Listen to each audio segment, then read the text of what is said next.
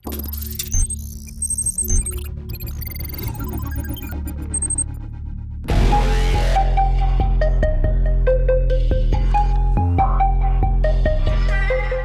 for everything. That's the big pitch and the big claim from Renault when it comes to its brand new Triber that's making its world debut here in India. The car is sub 4 meter and yet has ample amount of space inside. Well, that is the claim. Like I said, we'll go inside in just a second, but first in terms of styling, yes, of course, you see typical Renault looks up front, which kind of matches both what you see here in India, but more importantly, what you see from Renault globally as well. So a very typical face up front.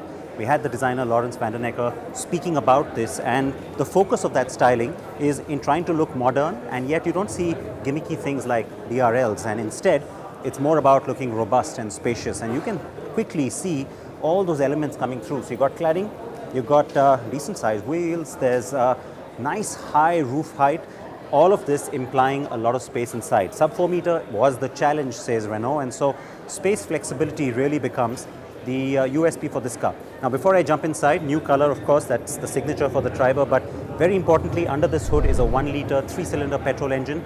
That's new for India, though it's part of Renault's lineup in France on cars like the Clio. That's exciting because we then expect, of course, that engine to go into some of the other cars as well, especially post BS6. We're talking 70 bhp and about 96 Nm of torque. So sounds pretty interesting from a potential point of view. All right, let's get inside now because that's where the big story is. And while you go in, I'm going to come around the other side. You can see that there's an 8-inch touchscreen. That's going to be the big highlight of the cabin. Now, there's no escaping touch screens these days, and so that means plenty of connectivity options. Ignore some of these sounds. There is, of course, start-stop button down here. There is keyless entry using the typical Renault card. And it's pretty well built, I have to say. The first impression on the plastics looks pretty robust, though we'll have to wait and see, of course, when we test the car properly.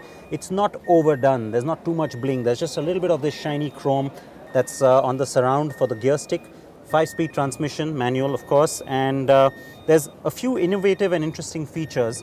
Now, you've got the AC controls here, but you also have, you'll have to come inside and take a look at this. There's a little bit of a fan for the rear as well that can be operated by the rear passengers, so that's interesting. Come around to the second row now, and all right, here we go. Here's the interesting part. Now, there is tons of leg room, and here's the other big thing. It's a sliding second row. So look at that, lots of flexibility, which means that you can enhance the boot space, which goes upwards of 625 liters. So lots of cargo room if you want it. Great on headroom as well, and I think the sliding seat is going to be a big plus.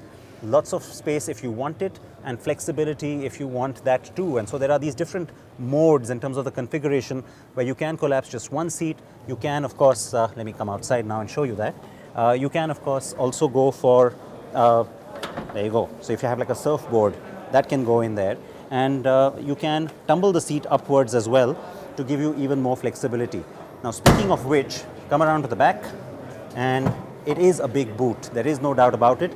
It's massive. Now, there's a removable third row, and the interesting thing is you can remove just one seat. So you can have a configuration that is 5-seater, 6-seater, or 7-seater, depending on what you really need and what you want. I like the look of these really chunky, robust, washable mats that kind of go into the car as well as here in the boot space. And without those seats, you can see there's tons of boot space, while you can, of course, bring in those seats for added amount of space utilization. And all 7 seats in the car, well, they call it the Triber mode because that's when you take your whole tribe with you. So the rear styling now really quickly, you're starting to see this on many SUVs, this kind of a typical tail light that is very SUV-like. Now, let's be very clear that this is an MPV, but in the guise of an SUV. What's new about that, right? Lots of brands trying to do that, playing up SUV kind of credentials, and yet giving you something that's convenient, practical. The last point, which is very important, pricing. Well, today that's not been announced, but there's an interesting claim that's been made by the MD of the company here in India. Venkat says that the total cost of ownership on this car will be 20% lower than B segment hatchbacks. As he puts it, we're talking about premium hatches like the Baleno, like the Hyundai i20. That's interesting. Now, cost of ownership, so not necessarily pricing, but that means you can expect some interesting service maintenance packages or offers on the aftermarket side as well from Renault. So there it is. That is our first look at the Triber. There's a fair amount of interesting styling details as well to throw in. There's a little bit of a decal here. If you come in closer, you'll get to see the little dotted decal. There's going to be lots of flexibility, some customization options. Cannot wait for this car to come to the market. And of course, it will come to the market with pricing being announced well before the festive season.